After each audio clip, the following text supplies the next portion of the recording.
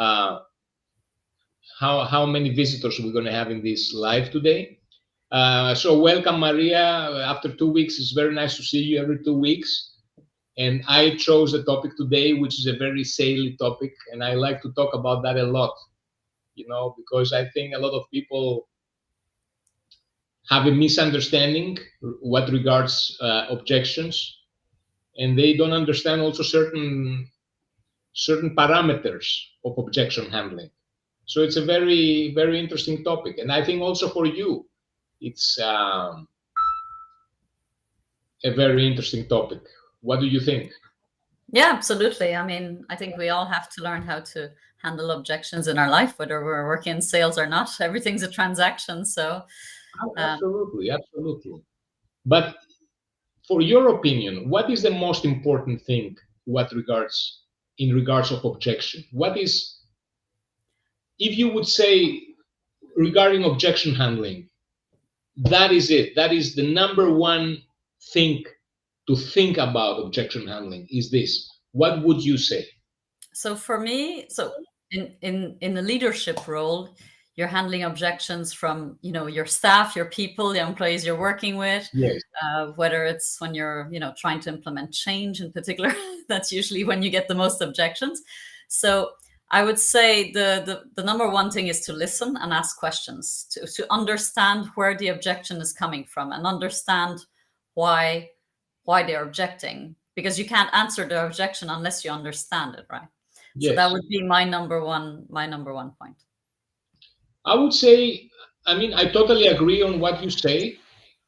I would say for me, the number one thing is, of course, it's the prior to my number one thing, it's your statement.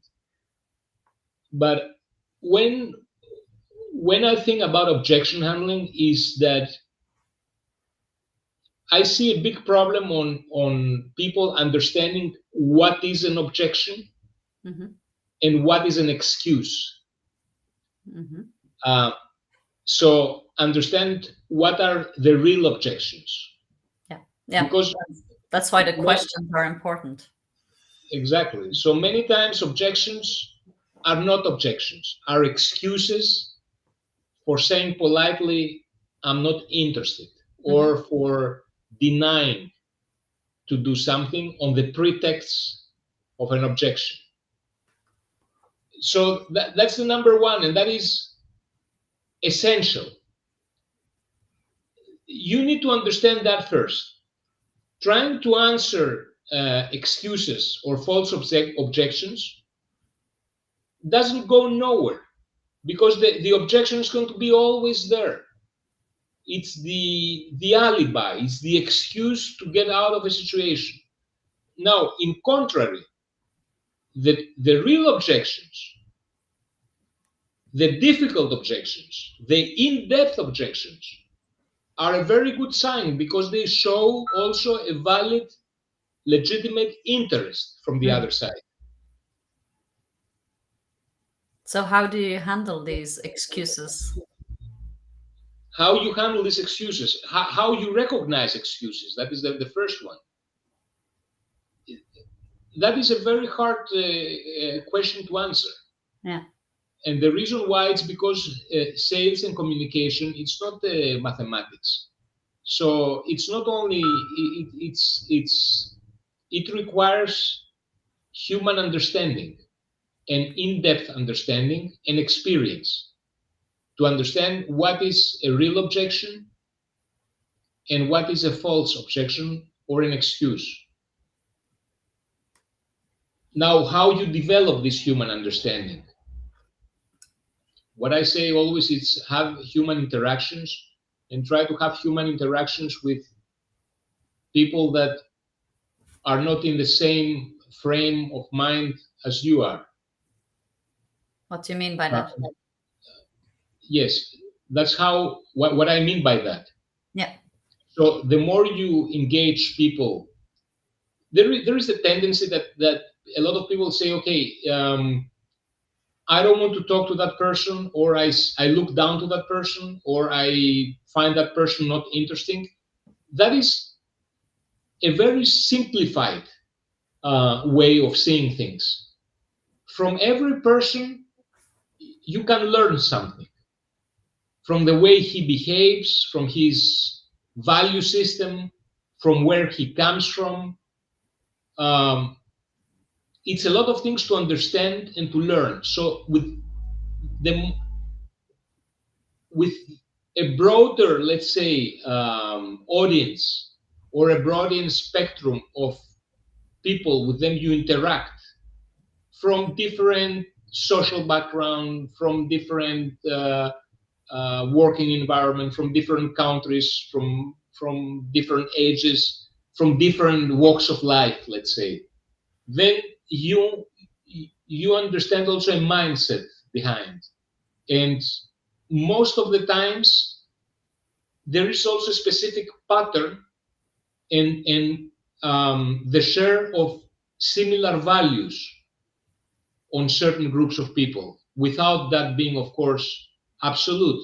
Okay, of course not. But by having this interaction and see the arguments, see the why they reject something, what is the reason why they reject something, and by gaining this experience, then the more you train your ability to recognize false objections, excuses, or true objections. Mhm. Now, the funny thing here is that a true objection, even if it's a very difficult objection, it's a very good objection because it shows real interest. Mhm. Yeah. You can engage in a conversation. You can engage in a conversation, or maybe you cannot engage in a conversation, which is also something good, because you can say, okay, I don't have the answer on what you're saying, but I can investigate that and either answer to you or bring you in contact with a person that can answer. Mm. And what is often being used on that. So let me give you an example. It's not the exact answer on what you are saying, but it goes somehow in the similar direction. So let's assume somebody has an objection regarding the price, okay? So the price of your product is very expensive compared to the competition. My favorite answer to that is, okay, I understand what you are saying. Let's put that by side. Do you have any other objections? Mm. Are there any other points that might be an obstacle for us proceeding on you buying the product? Probably the answer here is going to be no, because this guy has a strong point there. So then you can ask the following question. So if I solve this issue for you, then can I count with you buying the product? Are you ready to buy? Or then you will tell me, I have that objection now, that objection. So you turn a very difficult situation on a situation that is being in your favor. So if you solve the price issue, if it can be solved, Yeah. Yeah. Not all then objections can be solved, right? if it can be solved. But if you have a serious person in front of you, it can be solved. It can be solved because the price objection is going to be a price objection in relation with reality. Okay, so if you go to buy a Mercedes, so you expect to compare your car with a BMW or with an Audi, right? Mm. You don't expect to compare the Mercedes with a small Fiat. So that would be an excuse, not an objection. It's not a serious objection. It's basically you're comparing the price to the perceived value that you see, right? So if you don't perceive the value to be high enough to justify the price, that's where the objection comes in. A serious objection is an objection that relates to a certain perception of reality. Mhm. Okay. Otherwise, if it's out of concept, if you compare oranges with apples and bananas, Mm. then that's not a conversation that's going to drive somewhere. And if the other person insists to do that comparison, that's not a serious. It's nothing that you can do there. You cannot solve that. But that's not an objection. It's an excuse. Mm-hmm. No, I drive that Fiat and it drives as fast as the Mercedes and it goes, I don't know, it's as good and does everything that the Mercedes does. Okay, but it's a Fiat, my friend. So it's not, the Mercedes never is going to be sold in the price of a Fiat or vice versa, right? Mm-hmm. So it's a sensitive topic. It requires human understanding, but it requires also definitely that's the most important thing. And the human understanding, Maria, it's so essential. And I see a lot of countries that are missing this human understanding. I cannot hold myself to make the following comment because I made also a YouTube video regarding this. It's not so much related with the objection handling, but it's certainly related with human understanding. You might have shown recently what happened with Arnold Schwarzenegger. Did you follow that up? No, what happened? Okay, what happened with Arnold? So Arnold flew from Los Angeles to Austria through Munich. So he landed in the Munich airport in order to drive to Austria and put in a charity an expensive watch that he used to own. Okay, that he owned, and that watch costed $26,000. So he had this watch in his baggage.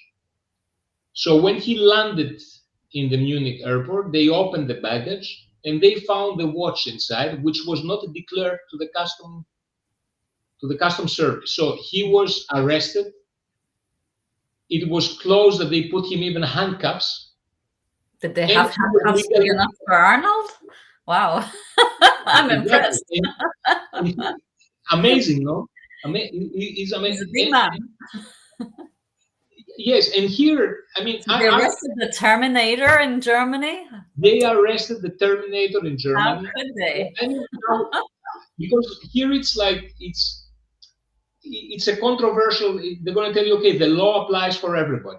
Yes, I understand that, but I mean, you have to have also some human understanding here, because first of all, this watch goes to be put to a charity in Austria. Mm-hmm.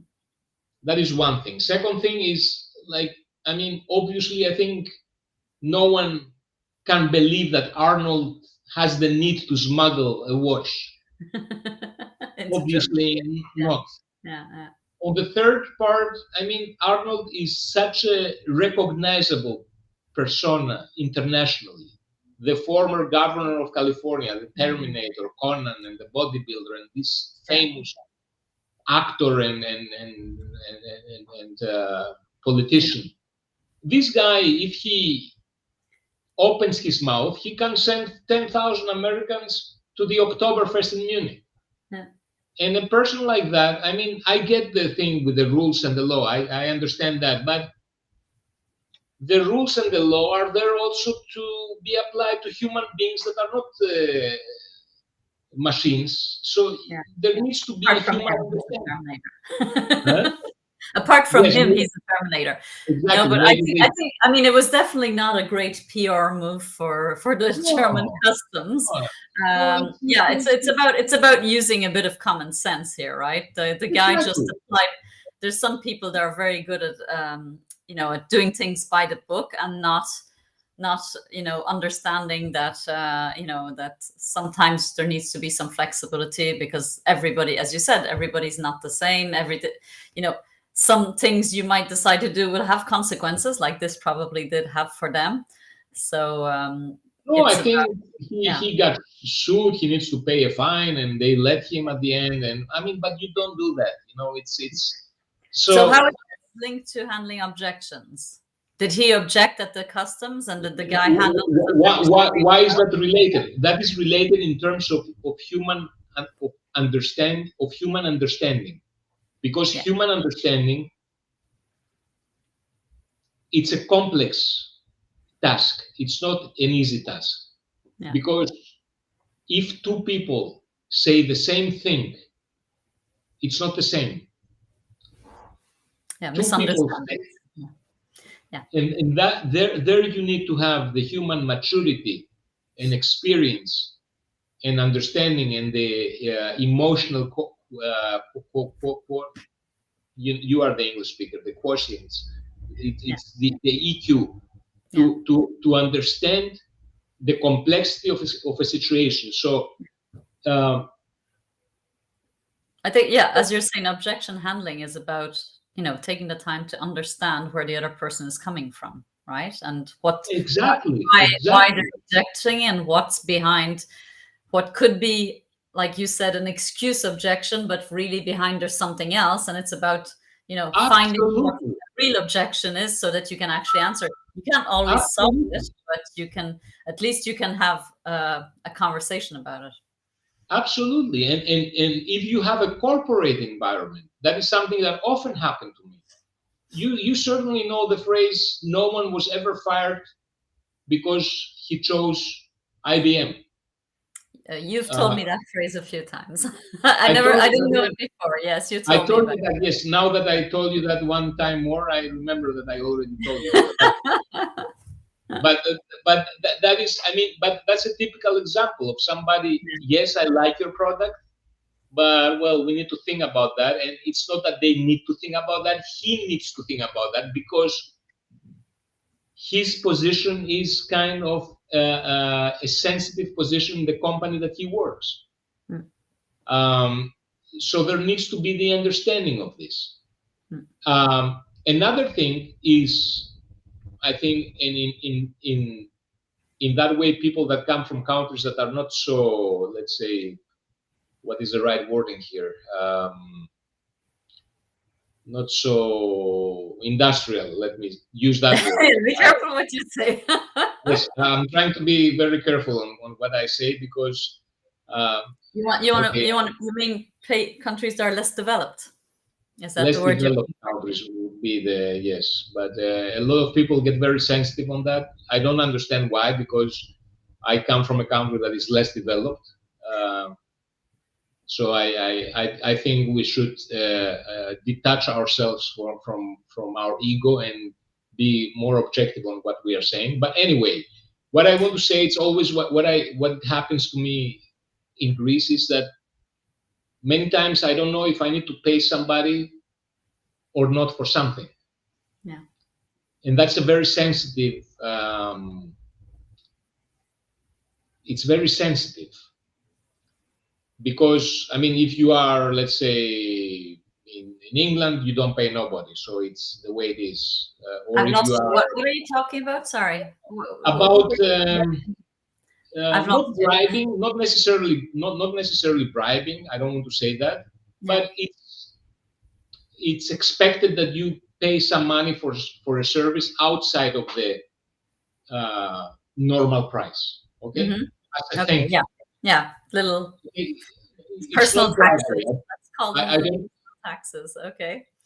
No, I don't say no. I don't go to the briber thing because that's another story. But I go to the if I can say, it's not, again, I super simplify things, but a tip. A tip, exactly. Yeah. So in Spain, people don't give tips in generally. So people, when I live here, a tip, they are somehow surprised that I live. Yeah. In the US, it's expected that you pay a tip. Yeah. So many other occasions. So now that I had the guys that they brought my father to the elderly house, so I gave them 20 euros. You know, I didn't have to give them 20 euros. No, it's normal. Yeah, it's your choice. Exactly. It's expected. In some cultures, it's expected. Yeah. Exactly. Yeah. Exactly. In some cultures, it's expected. In other ones, it's offensive. Yeah. So there is required also this human understanding to be able to evaluate situations. Once you have this understanding, that is going to help you take the right decisions and listen. Okay, is this guy now really interested? And if you see he's not interested, my advice is, okay, close the call, say it was very nice talking to you about that. Maybe it's not something for you, or maybe we can talk another time, and move forward. Because whatever you're going to do, he or she is not going to decide for you. So it's an excuse. But when you see there is like real interest, then my advice again is answer the objections, answer the questions. If you don't know something, say, let me investigate further and I will get back to you. But what I see that often happens is that many cheap salespeople, because those are cheap sales tricks, are trying with cheap techniques to influence the outcome. And let me tell you an example of that happened to me many times. I will tell you two examples. The second one happened to me very recently and from an English company. So the first example is they use this wording. So you have the objection, then the salesperson tells you, I can tell, Mr. Valasidis, that you are a very intelligent man. That's a very sleazy. I hate that, you know. Yeah. And so, and what comes after that? After that is the tricks like pretending to position themselves on a pedestal,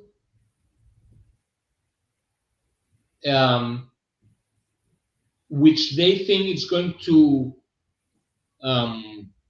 make you see them differently. So what the English company used to me, what this guy said is, okay, you're going to tell us what you want, and then we will evaluate you, and we will decide in which program we're going to put you. Okay? It doesn't sound very good, you know. I'm the client, I will pay you, and you will evaluate me, and you're going to make me the favor to put me in that product, in that program or the other program. Obviously, that's a trick to give an impression of the company that breaks the pattern, you know, because everybody wants to take the job. But no, we are the ones. We don't need you. We are the top gun of the SEO industry. I know the SEO industry. I know it's a crazy crowded marketplace. It's very tough to get projects. I know that firsthand because I am in this business environment through my business. So don't tell me you're going to evaluate me, because I know you're starving to get me as a client. You know? So I would say avoid these tricks, because the other person is not dumb. Yeah. Maybe sometimes they are, but many times it's going to go back to you in reverse. Yeah. I do all the talking, Maria. Tell me. Yeah. No, but you clearly have some. No, I have some opinions on the subject, so yes. It's fine. Yes. So yes, that is. It's a very interesting topic, objections, and it's people should specifically. I remember when I was a young salesperson, objections was always something that frightened me. Now it's exactly the contrary. Objections is the opportunity to engage in a conversation, and maybe an outcome is going to come out, and it's going to give you the opportunity to see if it's worth pursuing a specific client or not.